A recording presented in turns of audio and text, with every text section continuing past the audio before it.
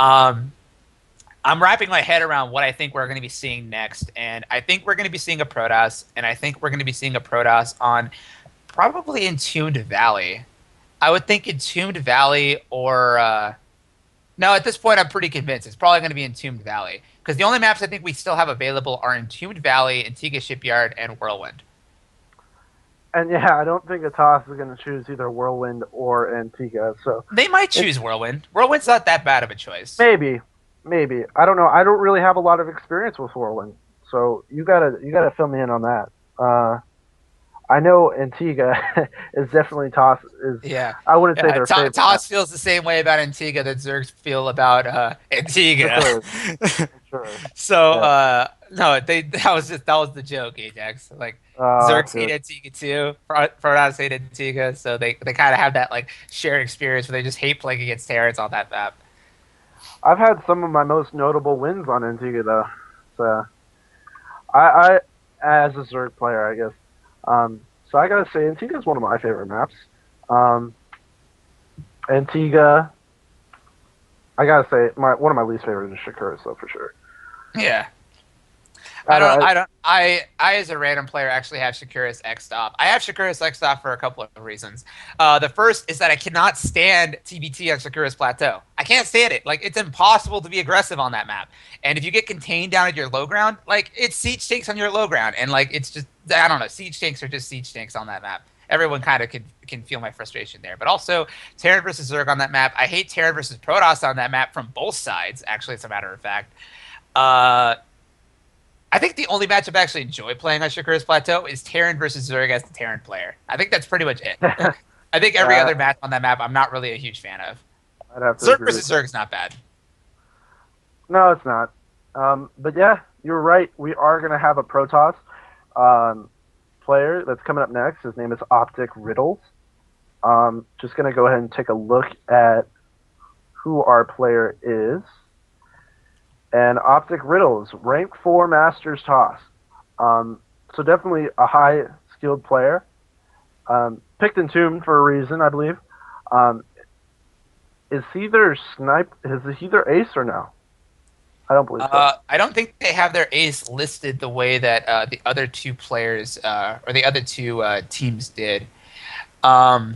I mean, obviously, you asked like why he picked Entombed Valley. Well, I think he picked Entombed Valley because Entombed Valley is probably the best map for Protoss versus Terran that's still remaining in the pool. I mean, Whirlwind's not bad, but you definitely don't want to pick Antigua Shipyard if you're the Protoss player going into game number 5.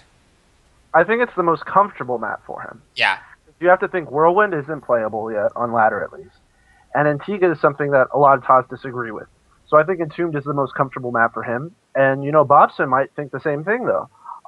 We've seen a lot of players in recent tournaments, MLG, GSL, IPL, all those leagues, that Terran actually choose Entombed Valley because they have special strats. So I'm going to see if Bobson does anything that he's bringing over from Europe that he might do something special on this map. You're definitely right. You're definitely right. We might see some special tactics imported from Sweden on this map.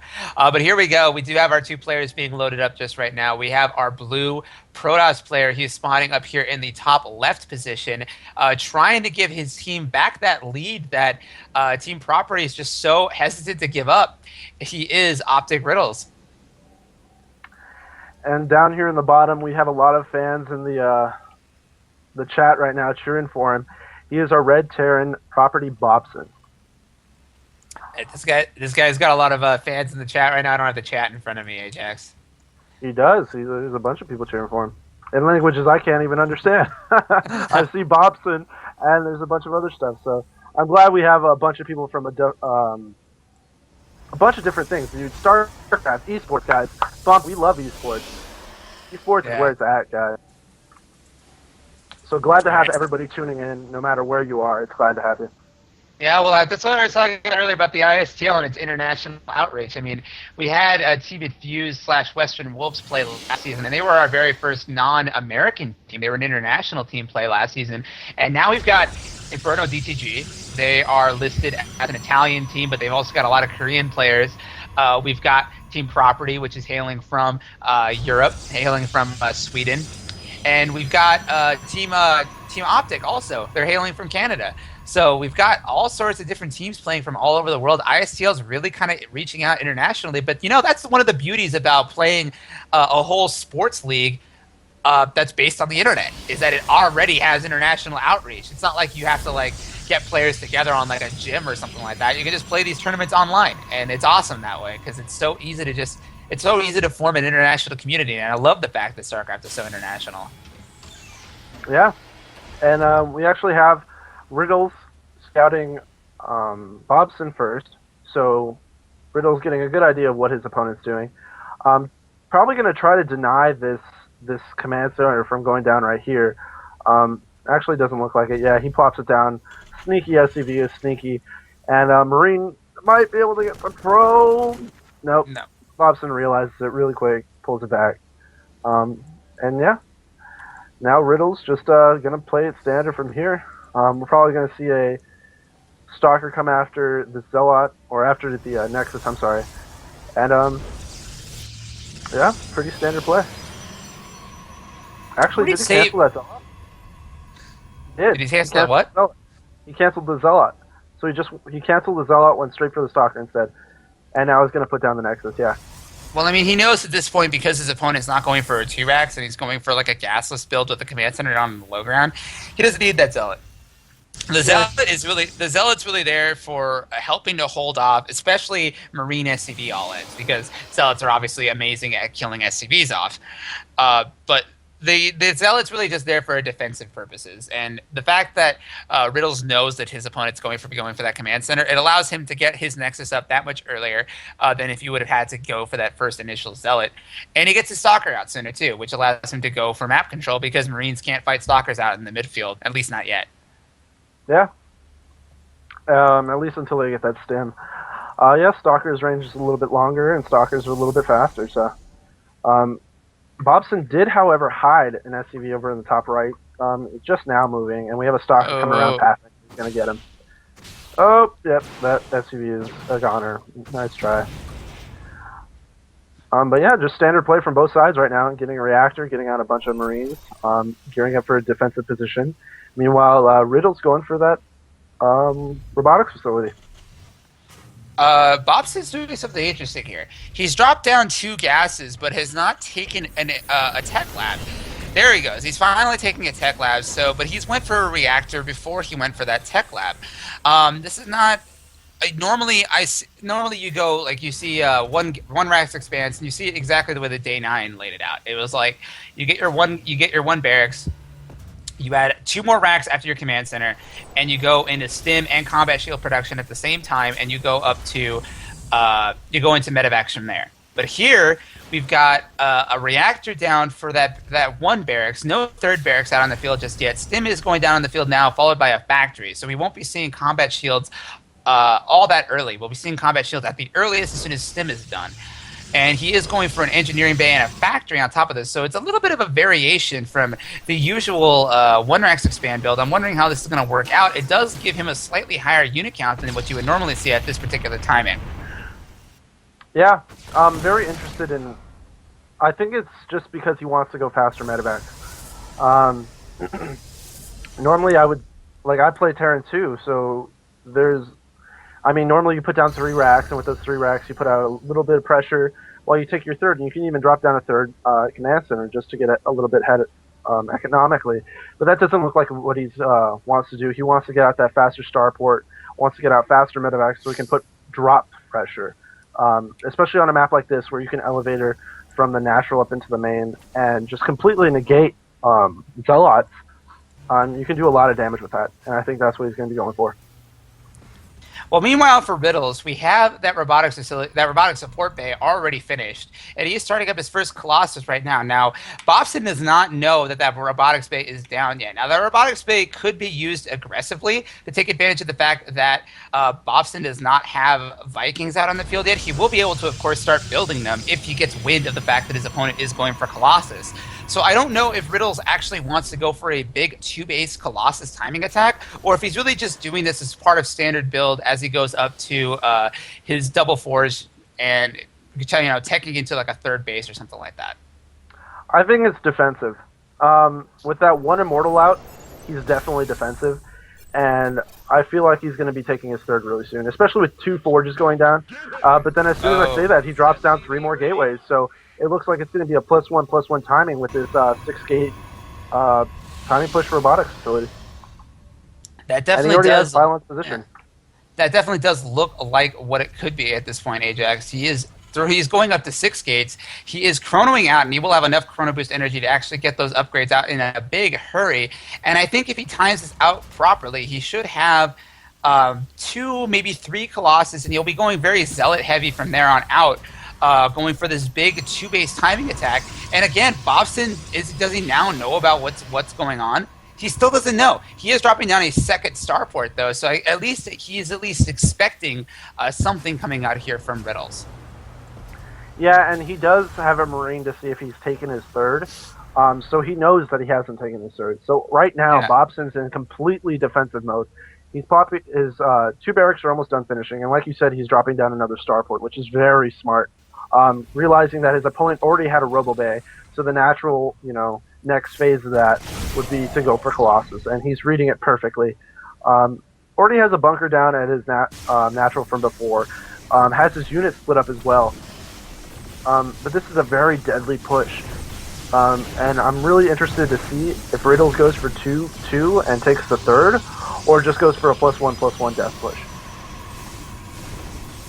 I mean, it could be either or, Ajax. The problem, though, for our Protoss player is that because of the fact that he went for Colossus, his army needs to stay together. Now, one of the benefits of having going in the Templar route is that you can lead Templar at home, and they can spot for drops and that sort of thing.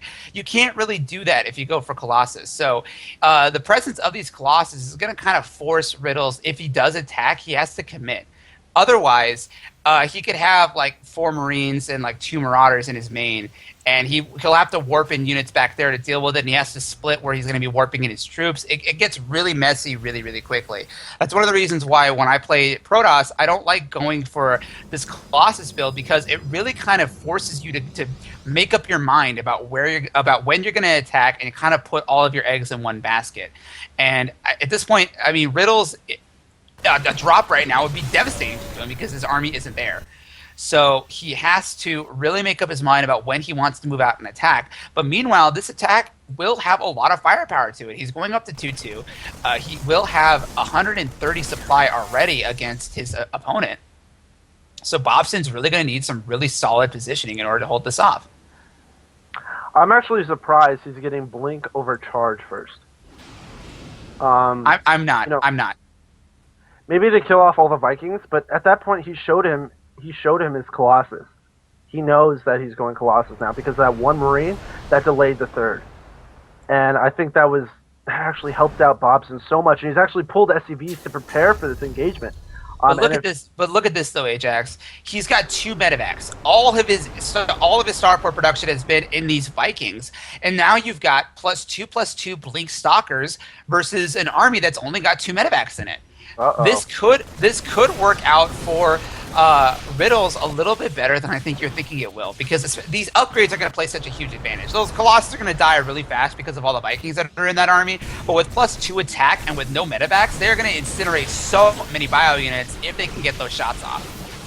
He does have a bunch of SCVs with this, which are going to soak up a lot of damage. These Vikings I don't think he was expecting to fight up here, Ajax. I don't think Riddlez was actually expecting Bobson to actually full-on attack him. I don't think his units were in the right position that he really wanted. Those Colossus go down so quickly, and the SCVs did soak up all of the damage of those. Now, Bobson is just going to bulldoze his way up Riddlez' main base, and there is really no way that Riddlez can actually hold that off. GG. Very decisive decision to go into that. He's like, I have enough Vikings to take out as many Colossus as he can possibly have. And these SCVs that I'm pulling, because he never stopped SCV production. I said that before in the first game. Bobson did not stop SCV production. So he had like 70 SCVs on 2 base. And he just pulls half of them. And he still has enough income from all the rest of the SCVs mining to afford that. I mean, and he just pulls the rest, and it soaks up all the damage, and it's just a beautiful move, a beautiful time. I mean, you think about it this way. How could Riddlez have made that army composition work? Well, he would have to kite to kill the SCVs. He would have to force field to divide up the bio units. And what he would really have to do is make sure that like the Colossus were getting shots off without dying immediately to the Vikings. Well, what Bobson essentially did was, well, I'm going to take two of those options away from you because I'm going to rush up your ramp. You're going to force field your ramp, but that's going to deny your zealots the ability to actually attack my bioforces. Meanwhile, my Vikings are going to be shooting over those force fields because Vikings are flying units. They don't care. They don't care about force fields. You're going to lose all of your Colossus, and because you had to force field your ramp in order to prevent my bio units from running up and hugging your Colossus forces, uh, I'm going to lose my SCVs, and you're not going to kill very many of my bio forces. Yeah. And the positioning there was just, it favored Boston's unit composition so well. It made up for all the deficiencies that he didn't have. He didn't have a high medevac count, so he couldn't afford to kite. He didn't have upgrades, so he couldn't afford to go toe-to-toe with a lot of charge lots. He kind of forced himself into a position where the advantages that Riddlez had in his army, they weren't really all that important, not in those kinds of positions. So, I mean, just a beautiful decision that Bobson made, like a really, really decisive move that turned around what I thought was going to be a very ugly game for him. So, beautiful play by Bobson, really demonstrating why he has the fans that he does that are sticking around right now. So, brilliant game from Bobson.